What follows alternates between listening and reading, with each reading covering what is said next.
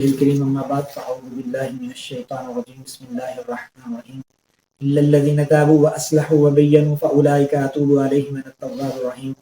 إن الذين كفروا وماتوا وهم كفار أولئك عليهم لعنة الله والملائكة والناس أجمعين خالدين فيها لا يخفف عنهم العذاب ولا هم ينظرون وإلهكم إله واحد لا إله إلا هو الرحمن الرحيم. معزز سامعین کرام، سورہ بقرہ کی آیت نمبر 160 سے 163 تک 4 آیتیں تلاوت کرنے کا شرف حاصل ہوا.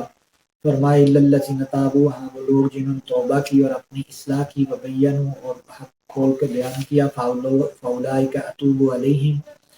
اور میری طرف متوجہ ہوئے تو میں ان کی طرف متوجہ ہوا، وانا التواب الرحیم ہے تو ہوں رجوع کرنے والا، توبہ قبول کرنے والا، رحم کرنے والا. ان الذین کفروا، وہ لوگ جنہوں نے کفر کیا، وماتوا اور اسی کفر پر مر گئے، وہم کفار یعنی جو کافر ہی مر گئے، اولئک علیہم لعنت اللہ، اس پر اللہ کی لعنت ہے، والملائکہ ملائکہ کی لعنت ہے، والناس اجمعین اور تمام لوگوں کی لعنت ہے. خالدین فیہا، اس میں ہمیشہ رہیں گے، لا یخفف عنہم العذاب، ان سے عذاب کم نہیں کیا جائے گا، ولا هم ینظرون اور نہ انہیں مہلت دی جائے گی. وَإِلَٰهُكُمْ إِلَٰهٌ واحد، ایک اللہ ہمارا الہ ہے واحد، لا الہ الا هو الرحمن الرحیم، اس کے علاوہ کوئی الہ نہیں ہے، وہ رحمان ہے، نہایت مہربان ہے اور نہایت رحم کرنے والا ہے. لائنون سے مراد میں نے پچھلے درس میں بتایا تھا کہ لائنون سے مراد وہ لوگ ہیں، یعنی وہ لعنت کون کرتے ہیں، تو وہ لوگ یعنی جن و انس کے علاوہ جن و انس بلکہ تمام ہی مخلوق. حضرت مجاہد رحمۃ اللہ تعالی علیہ فرماتے ہیں کہ انسان کے اعمال کی خوبی کی وجہ سے اللہ آسمان سے رزق کی کشادگی عطا فرماتے ہیں، اور انسان کے اعمال کی برائی کی وجہ سے اللہ پاک سزا کے طور پر خشک سالی اور قحط نازل فرماتے ہیں. تو جو زمین پر رینگنے والے حشرات الارض ہیں، جب وہ قحط سالی کا شکار ہوتے ہیں، خشک سالی کا شکار ہوتے ہیں، تو تمام جانور حتیٰ کہ حشرات الارض بھی پھر ان لوگوں پر لعنت کرتے ہیں جن کی اعمال کی وجہ سے انہیں بھی خشک سالی کا سامنا کرنا پڑتا ہے، خوراک کا. الا الذین تابوا، جنہوں نے توبہ کی، واصلحوا تو اللہ فرماتا میں تو ہوں. حضرت اما عائشہ رضی اللہ تعالیٰ عنہ فرماتی ہیں کہ نبی مکرم صلی اللہ علیہ وسلم نے فرمایا بندہ جب اللہ کے سامنے توبہ کرتا ہے تو اللہ کو بندے کی توبہ کرنا اتنا پسند ہے. فرمایا اگر کوئی آدمی سفر پہ ہو، زیادہ راہ اس اونٹ پہ ہو، اونٹ گم ہو جائے، دوپہر کا وقت ہو، اونٹ کو تلاش کرے، اونٹ نہ ملے اور زندگی سے مایوس ہو جائے کہ اب ختم ہو گئی زندگی، یہاں بھوک اور پیاس سے تڑپ تڑپ کے مر جاؤں گا، تو ایسے میں وہ اچانک وہ پانی والا اور زیادہ راہ والا اونٹ سامنے آ جائے، جتنا اس بندے کو اس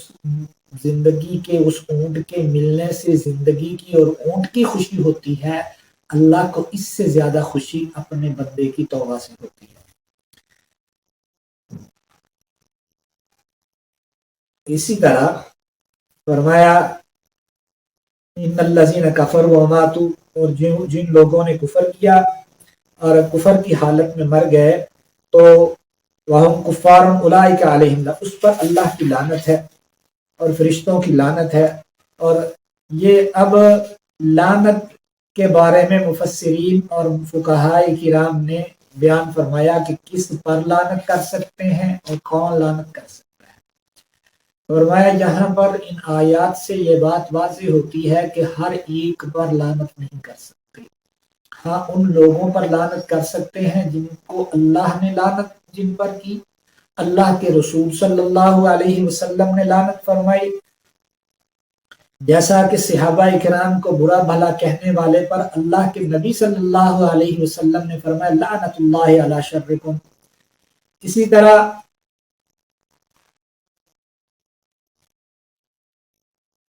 قرآن مجید نبی پاک صلی اللہ علیہ وسلم نے فرمایا کہ لعن اللہ من سب والدیہ، اپنے والدین کو گالی دینے پر اللہ کی لعنت ہے. تو جن پر قرآن و حدیث میں ہے، اسی طرح غیر اللہ کے نام پر ذبح کرنے والے پر اللہ کے نبی صلی اللہ علیہ وسلم نے فرمایا لعن اللہ من ذبح لغیر اللہ، جو اللہ کے نام کے علاوہ کسی اور کو خالق سمجھ کے اس کے نام پر کرتا ہے تو اس پر اللہ کی لعنت ہے۔ اسی طرح مفسرین کرام نے فرمایا کہ یہ اتنی بڑی ہے لعنت، لعنت کا معنی ہے رحمت سے دور ہونا۔ تو مفسرین کرام نے فرمایا جہاں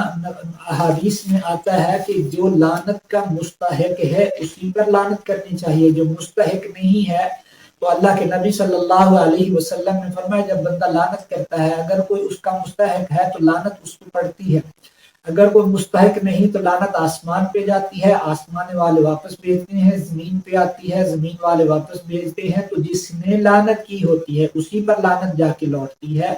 تو اس لیے لعنت میں احتیاط کرنی چاہیے، جن کا کفر پہ مرنا قطعیت کے ساتھ ثابت نہ ہو ان پر لعنت کرنے سے منع کیا ہے۔ آگے فرمایا وَإِلَٰهُكُمْ إِلَٰهٌ وَاحِدٌ۔ اس آیت کے متعلق حضرت اسماء بنت یزید رضی اللہ تعالیٰ عنہ فرماتی ہیں میں نے حضور اکرم صلی اللہ علیہ وسلم نے سنا